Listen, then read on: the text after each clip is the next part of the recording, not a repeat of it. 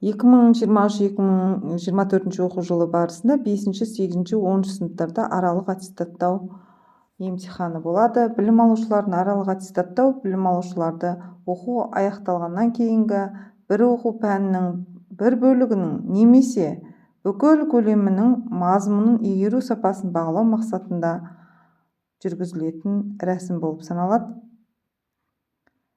Бұл аралық аттестаттаудың негізгі мақсаты білім алушылардың қазақ тілі мен әдебиеті пәндері бойынша оқу бағдарламаларының көлемін меңгеру деңгейін, негізгі орта білім беру мемлекеттік жалпыға міндетті білім беру стандарты талаптарына сәйкес бағалау. Аралық аттестаттаудың міндеті білім алушылардың білім берудің келесі деңгей материалдарын игеру дайындығы мен функционалдық сауаттылықтарын қалыптастыру деңгейін бағалау. Жалпы емтиханды өткізу уақытын білім беру ұйымының педагогикалық кеңес айқындайды.